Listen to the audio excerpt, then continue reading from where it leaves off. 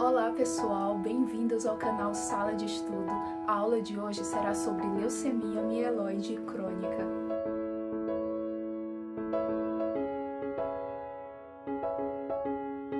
A leucemia mieloide crônica ela é uma enfermidade mioproliferativa clonal das células tronco hematopoéticas primitivas que se caracteriza por uma superprodução de células da série mieloide. Essa superprodução ela acontece de forma lenta e gradativa e o clone ele segue o seu curso de maturação normal, o que não ocorre nas leucemias agudas. Uma normalidade citogenética característica é o cromossomo Filadélfia, que está presente nas células da medula óssea em mais de 90% dos casos.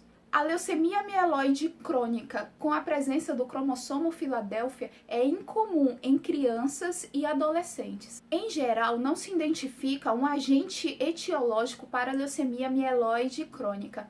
Sabe-se que a radiação ionizante aumenta o risco de leucemia mieloide crônica e que a exposição ao benzeno ela está mais ligada à leucemia mieloide aguda e não à crônica. Quanto à fisiopatologia da leucemia mieloide crônica, a anormalidade do cromossomo Filadélfia, como já foi falado, está presente em mais de 90% dos casos de leucemia mieloide crônica típica e resulta de uma translocação balanceada do material genético entre os braços longos dos cromossomos 22 e 9.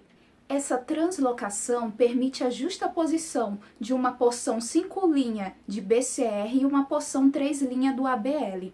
Estas duas sequências genéticas produzem um novo gene híbrido, responsáveis pela síntese de uma oncoproteína BCR-ABL. Vale ressaltar que, dependendo do ponto de quebra do BCR, 3 oncoproteínas podem ser produzidas.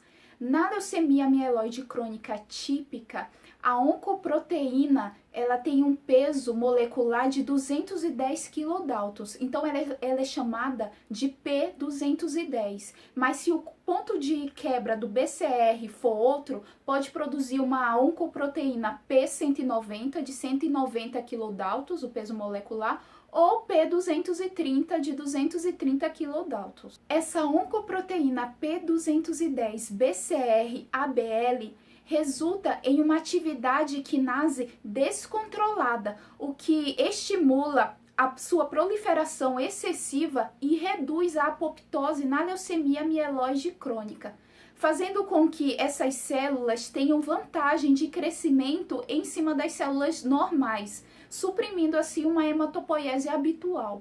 O BCR-ABL é encontrado apenas em células hematopoéticas e tem a sua origem próxima a uma célula-tronco pluripotente. O cromossomo Filadélfia é encontrado, por exemplo, em células eritroides, mieloides, monocíticas, megacariocíticas, menos frequente em linfócitos B, raramente encontrados nos linfócitos T e nunca são encontrados nos fibroblastos medulares. O gene fusionado BCR-ABL e a proteína P210 BCR-ABL são encontrados nos casos de leucemia mieloide crônica como uma morfologia típica, mas você tem aqueles pacientes que são negativos para a presença do cromossomo Filadélfia, mas são positivos para a presença da proteína BCR-ABL, ou aqueles pacientes que são negativos tanto para o cromossomo Filadélfia quanto para a proteína. Esse último grupo de pacientes, eles possuem o pior prognóstico. E quais são as manifestações clínicas dos pacientes com leucemia mieloide crônica? Cerca de 40 a 50% dos pacientes diagnosticados são assintomáticos até que a doença seja descoberta por exame físico de rotina ou exame de sangue. Nesses pacientes assintomáticos, a contagem das células da série branca pode estar relativamente baixa ao diagnóstico. No exame físico, cerca de 50 a 60% dos pacientes eles apresentam esplenomegalia e cerca de 10 a 20% dos pacientes podem cursar com hepatomegalia, sendo a esplenomegalia o sinal físico mais consistente da leucemia mieloide crônica.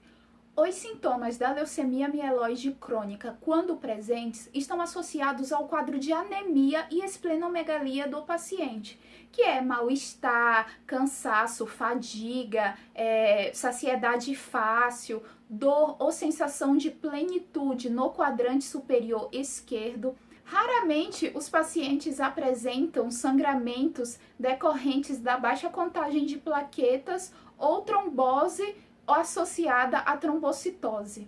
Outras apresentações clínicas mais raras são artrite gotosa, decorrente do nível elevado de ácido úrico, priapismo, hemorragia de retina e ulceração gastrointestinal alta. Dores de cabeça, dor óssea, artralgia, dor por infarto esplênico e febre são incomuns. No entanto, esses sintomas estão mais frequentes no progresso da doença. E como é feito o diagnóstico da leucemia mieloide crônica? O médico, como já foi falado, a maioria dos pacientes são diagnosticados na forma assintomática.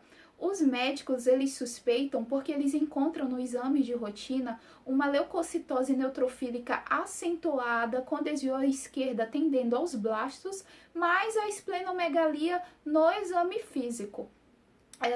Esse quadro do paciente faz com que ele procure investigar a causa disso. Na leucemia mieloide crônica, a leucocitose varia entre 10.000 a 500.000 células. No entanto, mais de 50%, a maioria dos pacientes, eles apresentam uma leucocitose maior que 100.000. A basofilia é comum e os eosinófilos têm uma contagem aumentada. A trombocitose está presente em 15 a 35% dos pacientes. Trombocitopenia é muito raro e 1/3 dos pacientes, eles apresentam uma hemoglobina menor que 11. As anormalidades bioquímicas encontradas na leucemia mieloide crônica incluem uma baixa contagem de fosfatase alcalina leucocitária.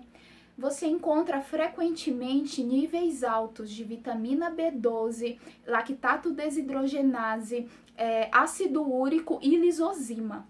No aspirado de medula óssea desse paciente, você vai encontrar uma hipercelularidade com hiperplasia mieloide acentuada e uma razão mieloide eritroide maior do que 10:1. E quanto à citogenética, ainda no aspirado de medula óssea é realizado o cariótipo, onde é encontrado o cromossomo Filadélfia em mais de 90% dos casos. Se não for encontrado o cromossomo Filadélfia e há suspeita de leucemia mieloide crônica, deve-se fazer estudos moleculares a fim de encontrar o gene BCR-ABL híbrido.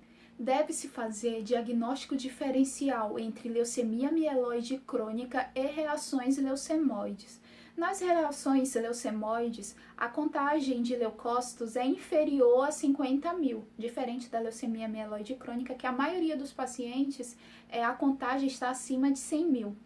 E na reação leucemoide, você ainda tem vacuolização granulocítica tóxica, você tem ausência de basofilia, diferente da leucemia mieloide crônica, você encontra a fosfatase alcalina leucocitária normal ou elevada, também diferente da leucemia mieloide crônica. E a própria história clínica do paciente e exame físico vão sugerir uma reação leucemoide. Lembrando que a mutação BCR-ABL mais o quadro clínico do paciente já fecha o diagnóstico da leucemia mieloide crônica. E qual é o curso clínico da leucemia mieloide crônica? 90% desses pacientes se encontram na fase benigna ou crônica, onde são assintomáticos assim que a doença é controlada. Dificilmente esses pacientes evoluem a óbito nessa fase da doença. Na fase acelerada, você observa uma piora geral do quadro do paciente, uma piora da anemia, esplenomegalia, hepatomegalia, pode ter uma infiltração de linfonodos, pele, ossos e outros tecidos, presença de blastos e basófilos crescentes na periferia, O paciente ele pode estar com mal-estar, perda de peso, ou seja, você começa a observar uma piora geral do quadro do paciente. Na fase acelerada, os estudos da medula óssea revelam alterações displásicas, aumento no percentual de blastos e basófilos, mielofibrose e anormalidades no cromossomo Filadélfia. Depois da fase acelerada, o paciente ele pode evoluir, chegando até uma fase denominada fase blástica, que é quando as células blásticas ultrapassam 20% na medula óssea ou no sangue periférico. Quando o paciente ele chega nessa fase, ele tem um período de sobrevida mediano de cerca de 5 meses. E como é feito o tratamento do paciente com leucemia mieloide crônica? A maioria dos pacientes com leucemia mieloide crônica, eles se encontram na fase benigna, na fase crônica. Então você tem a opção da terapia com transplante ou terapia sem transplante. Com relação à terapia sem transplante, o paciente ele faz uso de imatinib, que é a terapia padrão ouro para a leucemia mieloide crônica. Essa droga é um inibidor de tirosina quinase P210, que é codificada pelo gene híbrido BCR-ABL. Ou seja, ele acaba inibindo as vias de sinalização ativadas pela oncoproteína. A terapia com transplante de células-tronco alogênico acaba sendo secundária. Primeiro, porque os pacientes com leucemia mieloide crônica, 80% ou mais, não são candidatos ao transplante, ou pela restrição da idade, condições comórbidas, ou mesmo pela disponibilidade de doador.